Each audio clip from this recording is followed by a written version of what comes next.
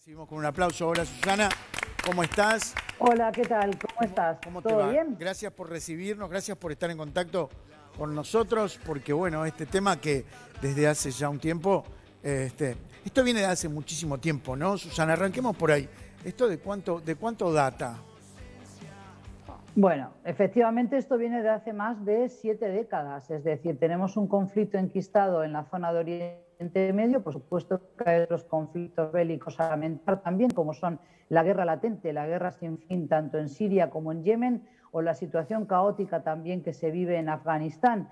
Si bien no es un país árabe, es un país musulmán, pero claramente el conflicto palestino-israelí es el de mayor o más arraigo, el de longevidad más importante, porque arranca, yo diría que incluso antes de la creación del Estado moderno de Israel, con la declaración Balfour en 1917 y, si me apuras un poco, también en 1916, con lo que se conoce el reparto de las provincias árabes, es decir, de los territorios que había ocupado el Imperio Turco Otomano, ese reparto a manos de las dos potencias coloniales europeas del momento, que eran Francia y Gran Bretaña. Desde entonces es que tenemos este conflicto que ha ido creciendo, ha ido de alguna manera metamorfoseándose a lo largo de las décadas, y hoy tenemos este nivel de violencia que asusta a la comunidad internacional, pero que era algo previsible por la falta también de oportunidades, la falta de una luz al final del túnel y los ánimos que están muy crispados, muy candentes en ambas sociedades, sí. La sociedad israelí por un lado y la sociedad palestina por el otro. Bien, tú me hablas de ambas sociedades.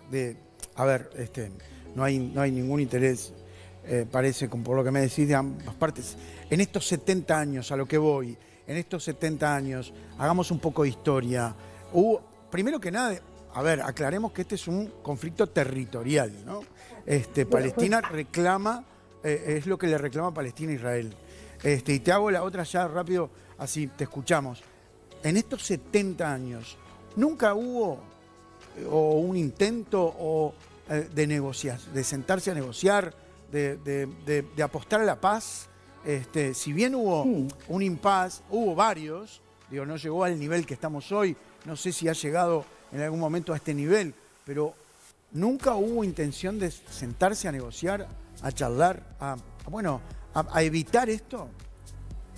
Sí, claro que ha habido rondas de negociaciones. Primero, este conflicto se llamaba el conflicto entre árabes e Israel. Después hubo países, como recordarás también, en 1979 se firmó la histórica paz entre Egipto e Israel, con Sadat entonces como presidente de Egipto por aquel entonces. En 1979 la firma de Camp David, que después permitió la devolución de la península del Sinaí por parte de Israel, que había sido ocupada en 1967, lo que se conoce como la Guerra de los 6 días, y se la devolvió entonces en el 81 a Egipto. Después también se firmó la paz en 1994 por parte de Jordania con Israel, y el año pasado tuvimos ese anuncio, más de simbólico que de concreto o de tangible, de Emiratos Árabes Unidos primero, Bahrein después en el Golfo Pérsico, y se sumaron luego por este orden Sudán y Marruecos, un país en el norte de África que, de alguna manera, habiendo negociado también esta normalización no solo con Israel sino también con Estados Unidos, en ese momento gobernado por Donald Trump, pues anunciaba de alguna manera el fin del conflicto entre árabes e israelíes. Pero el conflicto entre palestinos e israelíes sigue latente, y es por eso que, como los palestinos no ven ninguna salida inmediata, por lo menos a este impasse en el que viven, una hoja de ruta que ha sido enterrada. Tú decías si no ha habido negociaciones. Claro que sí. En 1991, recordarán algunos de los espectadores, después de lo que fue el final de la Guerra del Golfo, la que se conoció como Primera Guerra del Golfo, cuando Saddam Hussein de Irak se anexionó Kuwait, y hubo una coalición de fuerzas internacionales, lideradas por supuesto por Estados Unidos, con Bush padre como presidente. Se forzó la salida de Kuwait de Saddam Hussein y se impuso un castigo muy severo, por supuesto, al entonces dictador de Irak. Y a partir de entonces se gestó la primera conferencia de paz en tiempos modernos, que fue la Conferencia de Madrid. Si bien no tuvo un final demasiado feliz o auspicioso, después se generaron los acuerdos de Oslo de mitad de década del 90. Estamos hablando de 1993, por ejemplo, los acuerdos de Oslo, por los que también se troceaba el territorio de Cisjordania en territorios A, B y C. Hasta el día de hoy, ese territorio C, son el 62% de la tierra de Cisjordania, está ocupada ocupada militarmente. ¿Qué pasa? Tenemos también una dirigencia muy pobre, muy frágil de los palestinos, sumamente peleados entre sí. Ahí tenemos a lo que es el brazo político y luego su milicia armada, que es la que está lanzando los cohetes, los misiles en contra de población civil israelí al territorio de Israel desde Gaza. Tenemos a Hamas y luego tenemos a la autoridad palestina que gobierna desde Ramallah. Este liderazgo de Mahmoud Abbas, un presidente muy vetusto, octogenario, que está francamente ya desgastado, que ya no tiene credibilidad prácticamente en la calle palestina, es lo que hace que también estos ánimos hayan caldeado mucho más todavía durante este mes que acaba de terminar de Ramadán, el mes dedicado al ayuno, pero un mes en el que también se han visto órdenes de desalojo de familias palestinas que viven en un barrio como se llama Sheikh Jarrah, en Jerusalén Este, Jerusalén Oriental, habitado mayoritariamente por palestinos. Y esto denuncia distintas organizaciones palestinas, pero también israelíes y otras internacionales. Se trata de una ingeniería demográfica que viene practicando desde hace décadas el Estado de Israel para alterar también lo que ellos entienden es un desequilibrio a favor de los árabes, porque por lo general los palestinos tienen más hijos que el ciudadano medio de Israel, por más que también hay colectividad o comunidades ortodoxas dentro de Israel que tienen muchísimos hijos. Con lo cual, esto es difícil de explicar en 5 minutos, pero hay que entender que esta violencia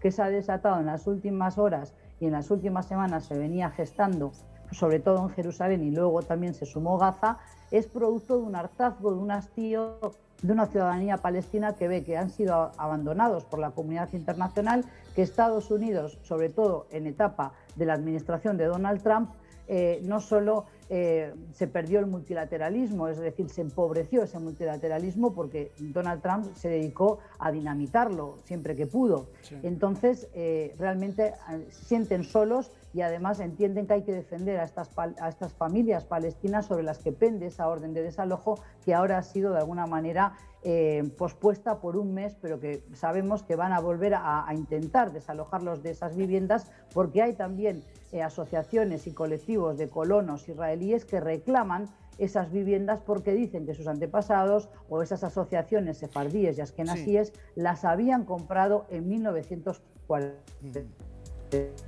Ahí se cortó un poquito. ¿Me escuchás, Susana?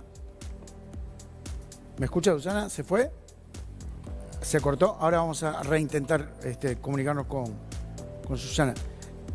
Digo, ¿entendí mal yo o estamos hablando de que en la Franja de Gaza hay están como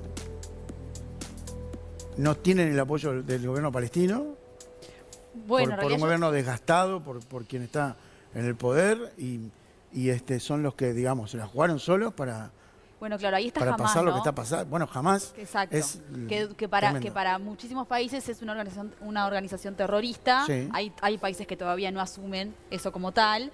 Y es Hamas quien está atacando directamente a ciudades de Israel con esta catarata de... Justamente le iba a preguntar eso para recalcar, para ver si yo había entendido mal. Digo, pero entendí eso, ¿no? Digo que, bueno, Hamas es sí, quien está... estaba bien interesante lo que estaba contando. Ahí estamos otra vez con de ella. Vuelta, dale. No, porque justamente hablando del conflicto... Susana, un segundito. Háblame, Susana, a ver. Sí. Ahora sí te escucho. Estoy aquí. Perdona que se está cayendo hoy mucho internet. Pido disculpas por esta interrupción. No, sí. no, tranquila.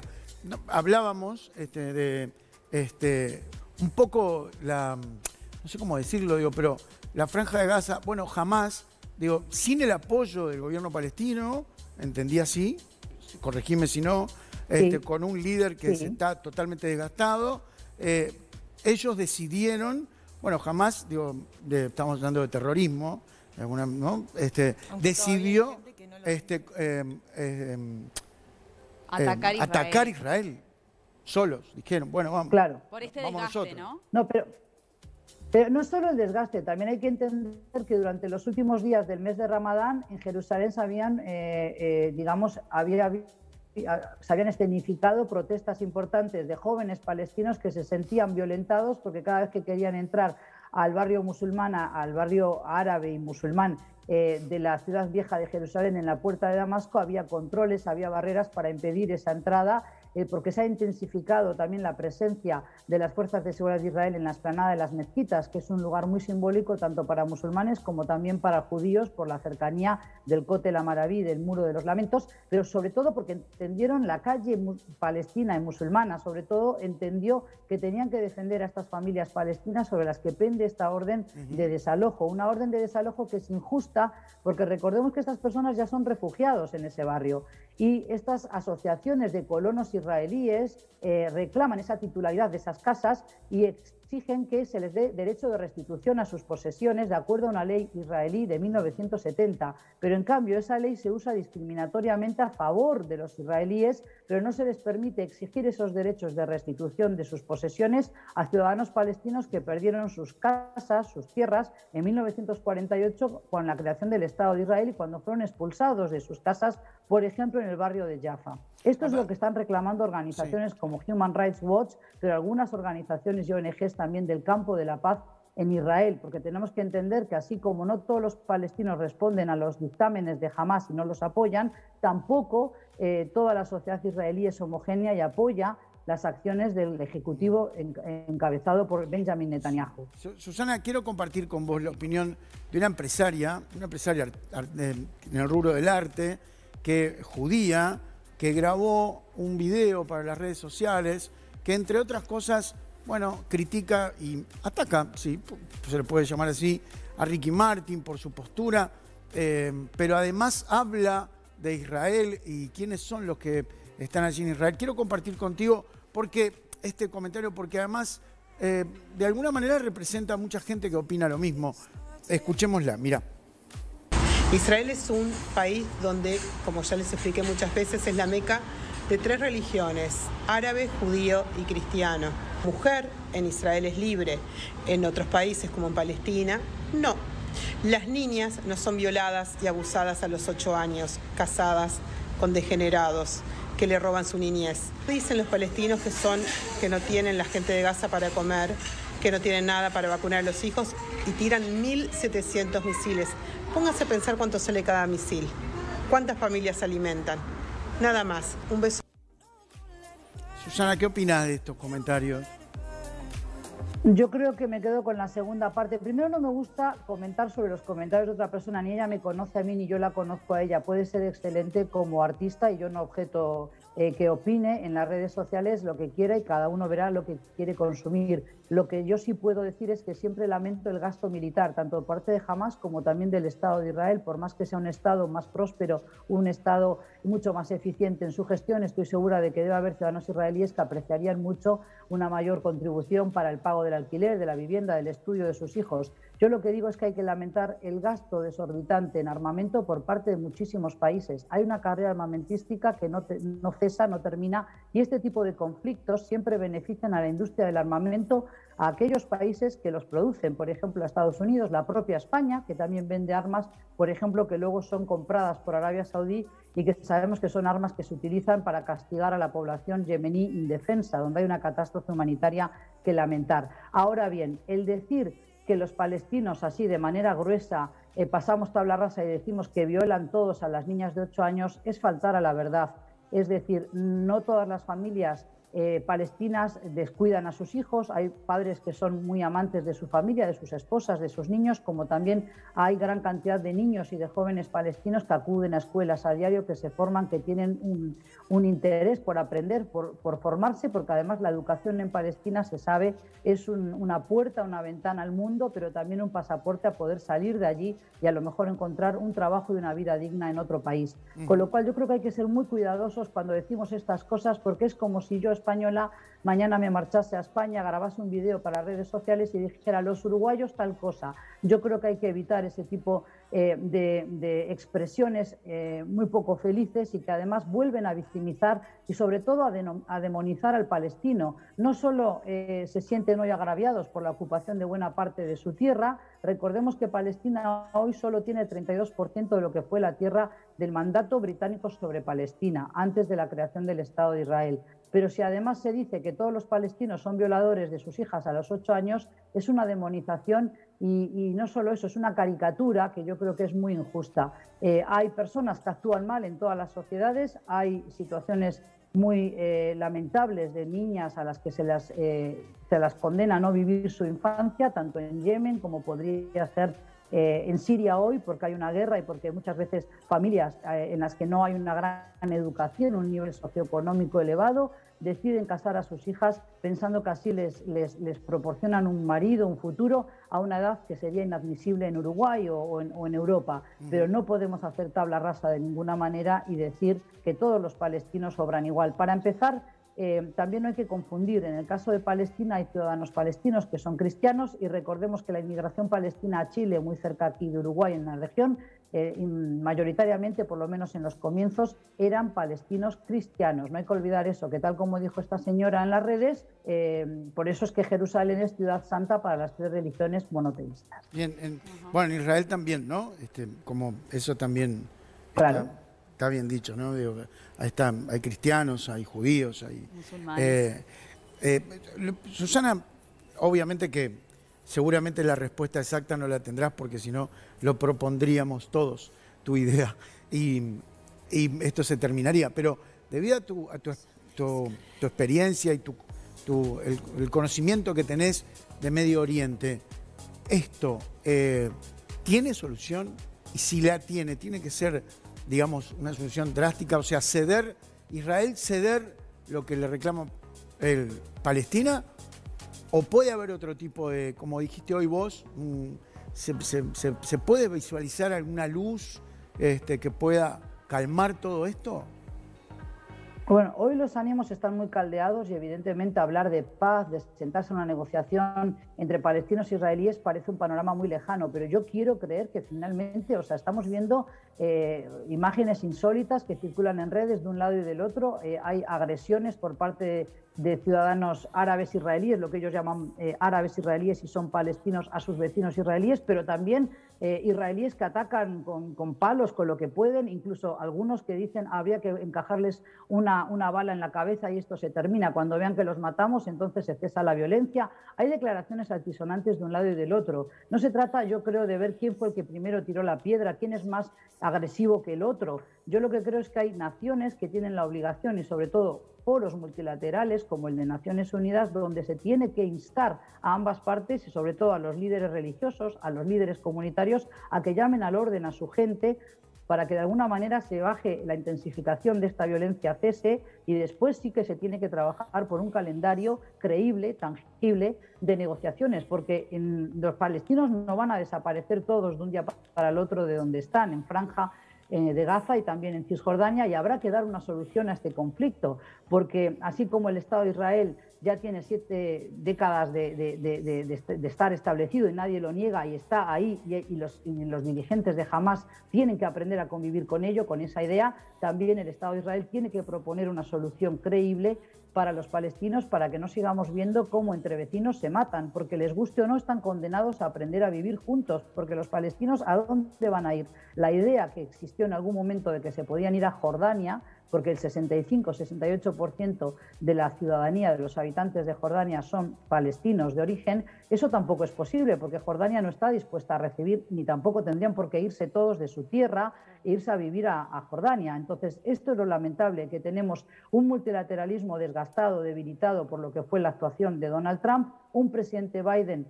que realmente no tomó el pulso al conflicto todavía y que se ha dejado sorprender por esta violencia inusitada, y una comunidad internacional muy apática, muy pasiva, que está absorta en el problema de la pandemia, sobre todo de cómo salir adelante después del quiebre y el varapalo económico que ha sufrido cada país, sobre todo en Europa. Preocupa mucho la reactivación de la economía tras lo que será el fin de esta pandemia, si es que en algún momento se anuncia, sí, y la carrera por las vacunas, que todavía, recordemos, hay países sin obtener alguna dosis de vacunas. Por ejemplo, en África hay varios países, más de una docena que te podría citar de cabeza, que no han recibido dosis alguna de vacuna. Con lo cual, la comunidad internacional también ha dejado aparcado, ha dejado arrinconado este conflicto, y es por eso que los palestinos se sienten más abandonados que nunca. Y además también yo creo que es un interés de parte del premier israelí Benjamin Netanyahu A él le conviene también este estado de alarma, este estado de guerra, ¿verdad?, con Hamás, porque evidentemente se aparcan por un tiempo las graves acusaciones de corrupción que penden sobre él y sobre su esposa y que lo alejan de la jefatura de gobierno, porque recordemos que hay otro político importante de primera línea como es Yair Lapid, que tiene el mandato del presidente Rivlin de Israel de conformar en menos de un mes gobierno. Y por ahora el campo político está muy fragmentado, pero claro, cada vez que se toca la seguridad de los ciudadanos de Israel, quien crece es un político experimentado como es Benjamin Netanyahu. Bien. Esta situación de violencia, siempre lo digo, beneficia solo a los radicales de un lado y de otro. Los radicales como son Hamás y su brazo, sobre todo su milicia armada, y los radicales también en el Estado de Israel, que también existen. Y nadie piensa en el pueblo, ¿no? En la gente. Claro, en la gente que de los vive realmente las inocentes consecuencias. que, bueno, de un día para el otro se sienten bombardeados. Álvaro, si me permites, Luis.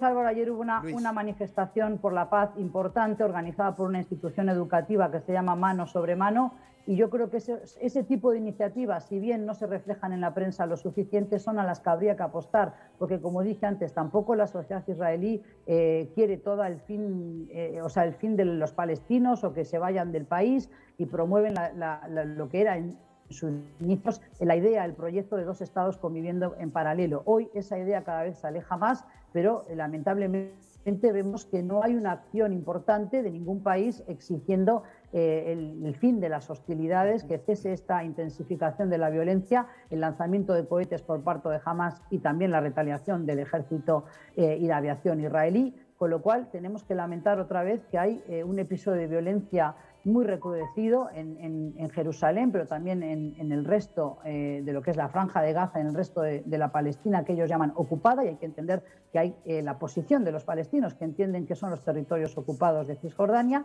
Y bueno, esto es lo que hay que lamentar, que debería haber una comunidad internacional más atenta a este tipo de conflictos e intentar pacificar primero la situación para después ver cómo salen adelante palestinos e israelíes, porque tendrán que negociar a la corta o a la larga, tienen que convivir, no hay otra solución. Bien. Susana, muchas gracias. Te mando un saludo grande. Gracias a vosotros. Y gracias por charlar un ratito con nosotros.